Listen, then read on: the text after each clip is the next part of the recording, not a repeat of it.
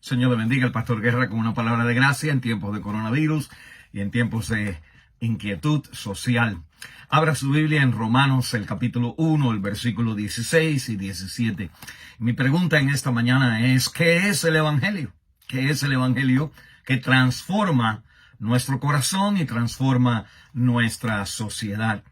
Pues escuchando a personas que ahora están pasando por este conflicto, esta tensión racial, pues muchas veces las personas se hacen la pregunta de cómo nosotros pudimos recibir el Evangelio de personas que eran personas que tenían esclavos en sus vidas, en sus negocios. Y la palabra de Dios me dice, hermano, que usted y yo necesitamos estar claros de lo que es el Evangelio. Déjeme decirle por qué, porque el Evangelio no es la enseñanza moral de la Biblia. Los caminos correctos de la Biblia, la justicia, el cómo tratar a una persona, eso no es el Evangelio. Eso es un fruto del Evangelio, pero no es el Evangelio. El Evangelio no es tampoco el ejemplo que nosotros como creyentes damos a otra persona o otra persona nos da a nosotros. Muchas personas que son creyentes, pues entre comillas decimos, son personas que, tienen pecado y exhiben quizás alguna práctica en su vida que no está bien.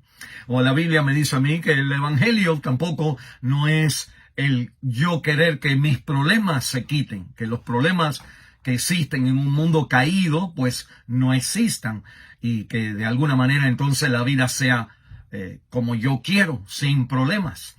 Hay veces que nosotros entonces creemos que el Evangelio es un cambio total en la persona, donde la persona ahora es un santito, es un santo. Y nosotros somos santos por lo que Cristo ha hecho por nosotros. Él nos ha hecho santos, pero el creyente aún exhibe la carne en el Romanos capítulo 7. Bueno, ¿el Evangelio qué es el Evangelio? Dice Romanos capítulo 1, el versículo 16, porque no me avergüenzo del Evangelio, porque es poder de Dios para salvación a todo aquel que cree, primeramente judío y también al griego. Versículo 17, muy importante, porque en el Evangelio la justicia de Dios se revela. El Evangelio no es el cambio a mi vida o la manera de yo vivir o las enseñanzas bíblicas. El Evangelio es la revelación de cómo Dios arregla el problema del hombre con él. Y de ahí en adelante él sigue en el Evangelio, obrando en nuestra vida y en la comunidad, en la sociedad, hasta cuando Cristo viene. Dice el versículo 18, porque la ira de Dios se revela desde el cielo contra toda impiedad e injusticia de los hombres que detienen con injusticia la verdad. Cuando el ser humano, la verdad es que somos creados por Él, somos hechos a la imagen de Dios, todos somos iguales, que nosotros debemos ayudarnos y trabajar juntos, pero cuando nosotros negamos la verdad, lo hacemos en una manera de injusticia. Y la injusticia entonces es un reflejo de no revelar la justicia de Dios. Y para arreglar las injusticias en este mundo hay que entonces revelar la justicia de Dios. El Evangelio entonces es el mensaje que nos enseña a nosotros que en la muerte y en la resurrección de Cristo Dios ha echado para atrás la cortina de su justicia y ha dado a conocer de que Dios es amor, de que Dios es santo, de que Dios castiga el pecado aún en su propio Hijo. De la perspectiva de Jesús, injusticia, el castigo de nuestra paz cayó sobre él, pero de la perspectiva de Dios se cumplió la justicia de Dios, donde Dios sale entonces honrado y reconocido y glorificado, porque Él destruyó la injusticia de los hombres cuando aplicó la justicia de Dios a su propio Hijo. La Biblia entonces me enseña a mí, me da un versículo en el Antiguo Testamento que me recuerda como un retrato, en una historia de lo que es el Evangelio. Estaba leyendo yo ayer en Génesis el capítulo 43, y dice la palabra de Dios en Génesis capítulo 43, ahí estoy llegando, un versículo bien interesante.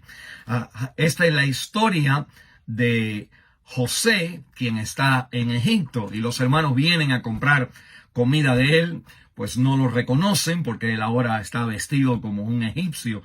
Y bueno, finalmente José se va a revelar a sus hermanos lo han vendido a él y lo han traicionado y le han dicho al papá, Jacob, Israel, que el hermano está muerto. Bueno, ahora cuando viene un problema grande económico, los hermanos vienen a Egipto a comprar comida y se encuentran con el hermano. El hermano entonces, José le dice a los hermanos que tienen que traer al hermanito menor que habían dejado en la casa, a Benjamín, que lo tienen que traer delante de él para ver, y él iba a probar si ellos estaban diciendo la verdad. Ellos entonces regresan a su papá, a Israel, a Jacob, y le dicen, el hombre allá en Egipto, porque no conocían que era José, el hermano, el hombre de Egipto nos dice que tenemos que traer a nuestro hermano menor, a Benjamín. Y el papá entonces como que no, porque este es el único que me queda de los hijos de Raquel, del que él amaba. Y la Biblia entonces me dice que finalmente él entonces como que va a ceder a la opción de regresar al hijo Benjamín, a regresar a Egipto. Pero entonces Judá, que es el hermano mayor de uno de los hermanos mayores ahí de los hermanos, de los dos hermanos que eran Judá, se encarga, le habla al papá Jacob y le dice, déjame ir a Benjamín conmigo. Y él entonces dice estas palabras, yo te respondo, Judá a su papá, yo te respondo por él. A mí me pediréis cuenta si yo no te lo vuelvo a traer y si no lo pongo delante de ti. Seré para ti el culpable para siempre. Miren esta frase, Judá representa entonces, pues de la tribu del Señor Jesucristo, representa entonces la acción que Cristo hace por nosotros. El versículo 9 dice Judá, yo te respondo por él, yo respondo por Benjamín.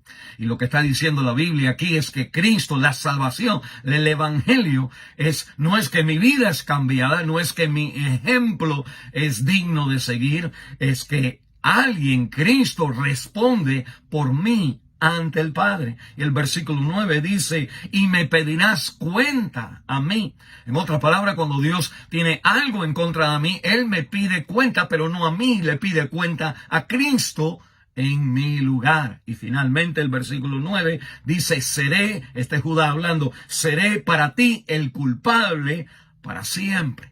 En otras palabras, Dios ve a Cristo como el culpable de todos mis pecados. Él ve a Cristo como el culpable de todas las injusticias. Y Él entonces, el castigo de nuestra paz, la justicia de Dios se revela cuando Él carga la culpa de nuestras injusticias sobre el Señor Jesús. Y el culpable siempre es Cristo en nuestro lugar, y por la muerte de Cristo, una vez y para siempre, todo el castigo de todas nuestras culpas cayeron sobre Él, y por su llaga nosotros somos sanados. Es este mensaje lo que revela la justicia de Dios, lo que aplasta la injusticia del ser humano y revela la verdad de que el ser humano necesita a alguien que responda por él, necesita a alguien que tome la cuenta de nuestros pecados, de nuestros males hechos, y que sea el culpable para siempre delante de Dios.